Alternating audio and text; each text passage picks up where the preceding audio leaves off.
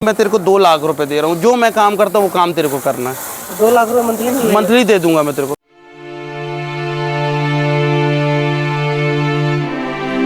Sir आपका स्वागत है हमारे यूट्यूब चैनल फार्मिंग एजुकेशन में। सर नमस्कार। नमस्कार नमस्कार भैया। और सर कैसे हैं? सब बढ़िया, फर्स्ट क्लास। अपना नाम और अपने डेयरी फार्म के एड्रेस की बारे में मेरा नाम निकेत तिवारी है और डेयरी का नाम तिवारी डेयरी फार्म, करौंदा नाला बाईपास। अच्छा जी। तो सर तिवारी डेयरी फार्म कब शुरू हुआ था? पिताजी को तो हमारे 45 साल हो गए हैं व्यापार मतलब डेयरी लाइन में, और मेरे को 2016 मतलब मेरे को भी 7 से 8 साल हो गए। मैं एक्चुअली मैं आपको बताऊं तो मैंने बीटेक किया है कंप्यूटर साइंस से, एमटेक किया है कंप्यूटर टेक एप्लीकेशन से। अच्छा। और मैं बेंगलोर में 3 साल आईटी में था, डेटाबेस इंजीनियर। तो डेयरी इंडस्ट्री मतलब पहले से और अब में बहुत ज़्यादा अंतर है। मतलब पापा मतलब काम इतना ज़्यादा है कि पापा ने बोला कि भाई आगे फ्यूचर में हम ये काम नहीं करेंगे, मतलब डेयरी का काम धीरे धीरे कम करते। तो मैं फिर वहाँ से अपना जॉब छोड़ के सोचा कि मैं ही एक बार ट्राई करके देखूं। अभी सर अपने डेयरी फार्म में कितने एनिमल हैं टोटल गाय भैंस मिला के 350 करीब हैं। 350 करीब है जी। अच्छा। गाय भैंस और उनके बच्चे को मिलाकर 350 करीब जी है। जी जी अच्छा। जी। जब आप इन्वॉल्व हुए डेयरी में तब कितने जानवर थे? जब हम इन्वॉल्व हुए तो 162 भैंस और 114 गाय, अच्छा। लगभग 250 के आसपास थे। अभी तो 400 के पार हो गए थे हमारे जानवर। अब लेकिन महंगाई को देख के फिर 60 से 70 जानवर मैंने अलग किए हैं कि कम काम होगा, थोड़ा अच्छा काम होगा, कम लेबर लगेगी, कम दाना लगेगा, कम भूसा लगेगा। और बहुत बड़ा मुद्दा तो वही महंगाई है। डेयरी फार्मिंग बिजनेस में आपको कुछ प्रॉब्लम आई? प्रॉब्लम क्या है वो प्रॉब्लम तो मतलब रोज नया टास्क है। डेयरी फार्म तो ऐसा है, और हमारी डेयरी फार्म में तो आप जानते हो कि यहाँ शटर नहीं लगी होती है कि अपन जैसे दुकान होती है कि किसी दिन नहीं आना, काम नहीं करना, यहाँ आज के दिन दुकान बंद रहेगी तो शटर बंद कर सकते हैं। ये काम तो ऐसा आप भी जानते हो कि शटर नहीं है। 365 दिन सुबह शाम 24 घंटे भी 2 तो कम है यहाँ पर। 24 आवर्स काम करना पड़ता है। नहीं मेरे को इतना नहीं था, मैंने ये सोचा था मैं यहाँ आके थोड़ा सा इसमें अपना थोड़ा टेक्निकल करूँगा, इसको थोड़ा मॉडर्न करूँगा। लेकिन वो जब डेयरी के अंदर आए अपन, ये तो डेयरी का काम तो कच्चा है, इसको कितना भी मॉडर्न कर लो ना, लेकिन वो जो देसी तरीका है डेयरी का चलाने का वो सबसे बेस्ट है। अपन अगर फ्यूचर के बारे में भी सोचे कि अगर डेयरी को मॉडर्न करेंगे तो अपन कर सकते हैं मॉडर्न, लेकिन वो उस लेवल तक मॉडर्न नहीं कर सकते क्योंकि जानवर वाला मामला है। अच्छा। अब अगर मान के चलो मशीन लगाते हैं, ये थन है, भैंस का थन है, इसमें मशीन लगाते हैं अपन, है ना। तो अब जैसे भैंस हम लोग पसवाते हैं दूध उतारने के लिए, अच्छा, है ना, तो मशीन से पूरा दूध, मशीन क्या समझेगी कि पूरा दूध किस थन में कम है, किस थन में ज़्यादा है, पसी की नहीं पसी। मशीन तो अपना सक्शन वाला काम करेगी। काम आगे बढ़ाएंगे तब लगेगा कि, लेकिन बढ़ाने के बारे में अभी विचार कर रहे हैं। अच्छा। बढ़ाएं कि घटाएं, क्या करें, क्योंकि ऐसी स्टेज में हम लोग कि बोल नहीं सकते कि इसका फ्यूचर क्या होगा। अच्छा। जो आपके यहाँ सर भैंसे हैं जी, लगभग किस नस्ल की हैं?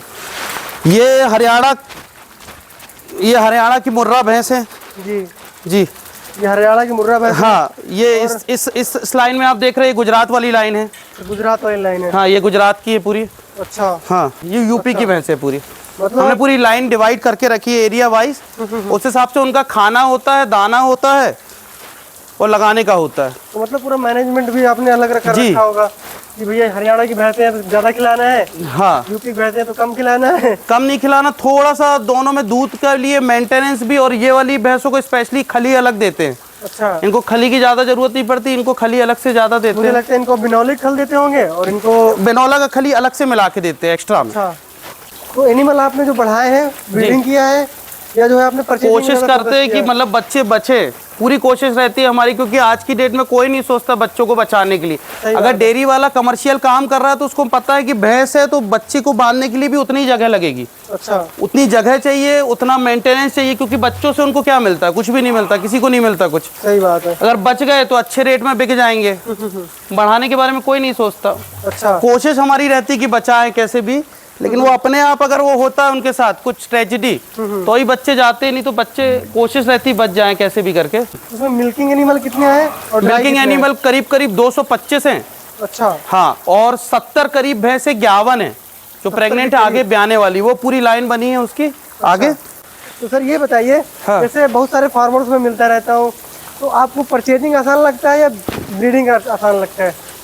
वो सबसे आसान काम तो परचेसिंग है कि पैसा ले जाओ भाई, तुरंत दूध वाला जानवर जाके ले आओ। और अपन लोग कमर्शियल काम कर रहे हैं, हमको तो यहाँ दूध चाहिए डेयरी में, हमारे पास इतना टाइम भी नहीं कि हम ब्रीडिंग करें। इस समय सर आप अपनी पशुओं को फीडिंग में क्या खिला रहे हैं? फीडिंग में हम लोग राहर चुनी, चने का छिलका, मक्का, खली, नमक, और अगर उड़दा चुनी अवेलेबल है तो उड़दा चुनी, मूंग चुनी, बटरी चुनी, थोड़ा थोड़ा सब मिला देते हैं। रेडी है जो ये रेडी है सुबह के लिए। सुबह के लिए। और इसमें मक्का फूला है। अच्छा, मक्का फूल है। हाँ, ये पूरी रात फूलेगा, फिर इसको वापस डाल देंगे। इसमें पानी डाल के रखा है ताकि दाना अच्छे से फूल जाए। अच्छा, हाँ, जितना अच्छा दाना फूलेगा उतना अच्छा से पाचन होगा, बिल्कुल डाइजेशन बढ़िया होगा। अपडेट कुछ नहीं किया मैंने इसमें। ये काम ऐसा है कि इसमें अपडेट हम कुछ भी नहीं कर सकते। क्यों? अपडेट यही कर सकते कि शेड वगैरह थोड़ा सा सुंदर बड़ा, और ऊपर से हवा के लिए उनके लिए प्रॉपर जगह, और क्या कहते हैं, इनके जैसे जानवर बनता है तो उनके लिए बढ़िया साकर के साथ पानी और जो उनका खाने का है वो व्यवस्था भी वहीं पास में ही होनी चाहिए। डेयरी फार्म का जो एरिया है ये लगभग 3 एकड़ में है। अच्छा। और ऐसे हमारे पास 32 एकड़ ज़मीन है यहाँ पर। 32 एकड़ जमीन है पूरे फार्म से लगी हुई? हाँ हाँ, उसमें पूरा डेयरी का जितना हरा आइटम है, बरसीन, कड़वी, ज्वार, मक्का, और अगर उसके बाद भी बच गया कुछ तो गेहूं और धान भी निकाल लेते हैं। हाँ, पानी वगैरह ज़्यादा गिर गया तो धान वगैरह का भी सोच लेते हैं। अच्छा, कोशिश रहती है जितना हरा जानवरों को मिले, जितना ज़्यादा से ज़्यादा। दादा मैंने कम से कम 6 महीने के लिए अभी भूसा स्टॉक कर लिया यहाँ पर। अच्छा, 6 महीने अगर लगातार खिलाएंगे हरे के साथ तो ये आराम से भूसा चलेगा मेरा। अच्छा जी, जैसे मैं देख पा रहा हूँ सर, गाय रखी है आपने जी, सारी क्रॉस ब्रीड की गाय रख रखी है? पूरी पूरी पूरी क्रॉस ब्रीड है। अच्छा, हाँ, ज्यादातर घर की बच्ची हैं। अच्छा, मैं घर बता की रहा हूँ, बच्ची ज्यादा है? ये घर की बच्चियाँ है, ये वाली घर की बच्चियाँ है। अच्छा। हाँ, ये घर की बच्चियाँ है, ये भी घर की बच्चियाँ है। ये चलो, ये भी घर की बच्चियाँ है, सुनिए ना, ये भी घर की बच्चियाँ है। ये मतलब ये जब ब्याती है तो दोनों टाइम में 25 लीटर दूध करीब रहता है इसमें। अच्छा, इसके चड्डे को देख के लग नहीं रहा होगा आपको। ये देखिए, ये भी घर की बच्चियाँ है, इसके आगे वाली भी घर की बच्चियाँ है। अच्छा, ये और आ गया ये। तो आपने गाय तो बढ़िया पाल रखी है, मस्त। हाँ। जो गायों का आपका कलेक्शन है हाँ। जबरदस्त है। ये भी घर की बच्चियाँ है।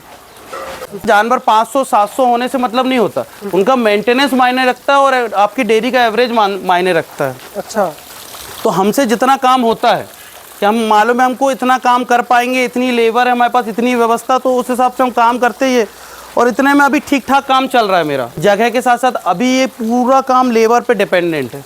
जितनी ज़्यादा व्यवस्था तुम्हारी लेबर की होगी उतना अच्छा काम आपका होगा। अच्छा, तो मैं ये थोड़ा सा गाय में बस थोड़ा सा मेरा आगे का है कि गाय में बस थोड़ी सी और मेहनत करना चाहता हूँ मैं।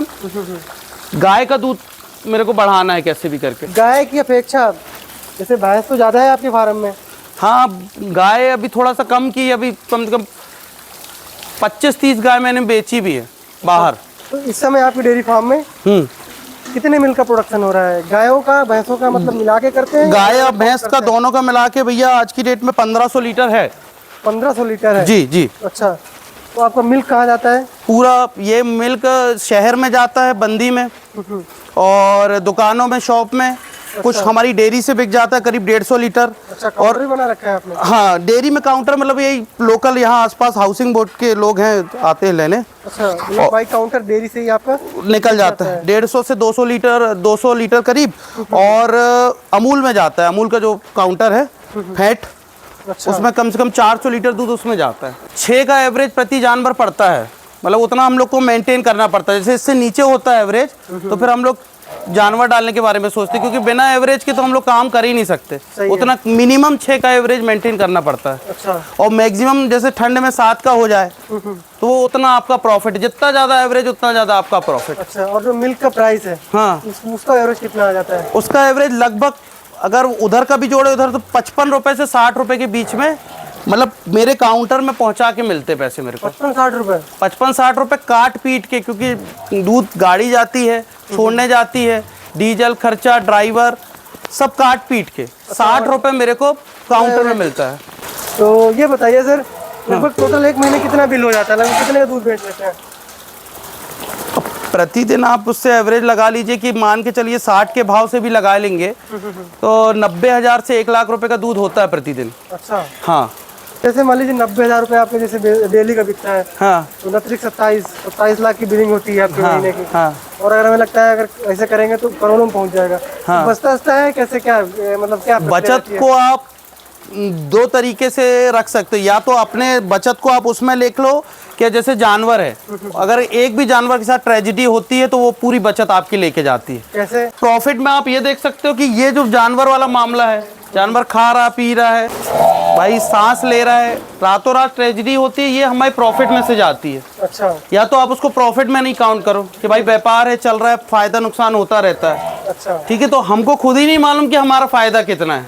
फिर वो तो चल रहा है काम कि भाई हाँ आज जैसे फायदा होने वाला भी होता है तो दूध का रेट तो उतना ही है भाई। दाना महंगा हो गया तो वो कहाँ से निकाल के दोगे आप, अपने फायदे में से दोगे ना। बिल्कुल। को अभी जो हालत दिख रही है पहले से और अब में, 2017 में बस थोड़ा समय ठीक था डेयरी वालों के लिए, अभी फ्यूचर इसका लग नहीं रहा ठीक होगा। अच्छा, महंगाई इतनी है।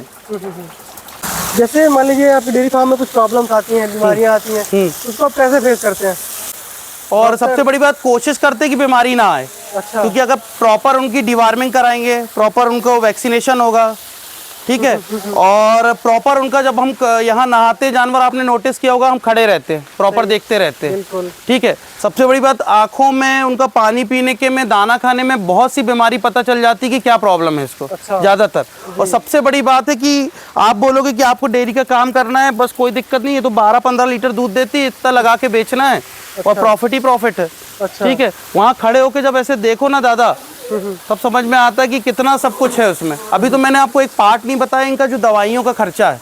अच्छा। उसका भी कोई भरोसा नहीं। जब बीमारियां आती ना, जैसे FND आती है, फूट एंड माउथ डिसीज, आपने देखा होगा, छाले पड़ते पैर में, तो रातों रात दूध जाता है, वो अलग, दवाइयों का अलग, ऊपर से वो बीमारी फैलने वाली बीमारी में से एक है। अच्छा। हाँ, वो हवा में फैलती है। अभी एक गाय को लंपी भी हो गया था। आपने सुना होगा लंपी, 3 दिन के अंदर ठीक किया था मैंने, 3 दिन के अंदर। मतलब डॉक्टर भी हो गए हैं धीरे धीरे। और डॉक्टर तो अब यहाँ डेयरी में नहीं भी होगे तो आपको बनना पड़ेगा। अच्छा। क्योंकि मजबूरी है, आपको 24 घंटे का काम है। जितनी ज़्यादा लेबर उतना अच्छा मेंटेनेंस आपका। अच्छा। हाँ, अगर लेबर होती तो मैं ये सफाई करवा लेता आज उससे, हाँ हाँ, है ना, कितना अच्छा लगता देखने में। थोड़ा गंदगी लग रही है। ठीक है, लेबर होती तो मैं जो अभी जैसे जो जानवर ब्याने वाले हैं उनको बढ़िया मिनरल मिक्सचर देता, विटामिन देता, उनकी तैयारी करता आगे के लिए, जगह बनाते, बच्चों के लिए प्रॉपर जगह बनाते, बच्चों की सेवा हो जाती है अच्छी खासी। अब वो वो 3 लोग ले सेवा करते, आज एक ही आदमी आया बच्चों की सेवा करने के लिए। अब क्या मालूम किसने दाना खाया नहीं खाया, सब कुछ पॉसिबल नहीं है देखना, मतलब। अच्छा। हाँ, मतलब कहने को मतलब ये सब टॉपिक्स हैं, अगर इन टॉपिक में अगर आप मतलब कर सकते हो काम, तो ही डेयरी बिजनेस में आओ। डेयरी बिजनेस में तो ये बोलता हूँ कि अगर किसी दुश्मन से दुश्मनी निकालनी हो अरे ऐसा तो भाई उसको बोल दे डेयरी का काम कर लो। क्यों? अब मान लीजिए आपने इतना सारा मैं तो कर रहा हूँ, मैं बता रहा हूँ। और ये सबसे बड़ी बात, ऑप्शन नहीं है हमारे पास छोड़ने के लिए भी। नहीं, फिर भी मान लीजिए इतना बड़ा कर लिया तो तब भी व्यवसाय से आप एक रात बिता के दिखाओ, सुबह से शाम, एक रात नहीं 7। मेरा एक दोस्त बोलता है, वहाँ IT में दिल्ली में जॉब करता है, बोलता है यार निक्की कितना पैसा ये वो। मैंने भाई 1 महीने बिता के बता दे, मैं तेरे को 2 लाख रुपए दे रहा हूँ, जो मैं काम करता हूँ वो काम तेरे को करना है। 2 लाख रुपए मंथली दे दूंगा मैं तेरे को। यूट्यूब छोड़ दूँ क्या मैं, फिर आपके पास आ जाऊँगा कल से? बोलता है भैया 75,000 रुपए आप बिल्कुल शौक से करो, यहाँ पर जो काम मैं करता हूँ वो काम कर चाहिए प्रॉपर, मैं नहीं आऊँगा डेयरी। मतलब तब 2 लाख दे दोगे आप? हाँ? जी, तो कमाइए तभी तो आप 2 लाख दोगे।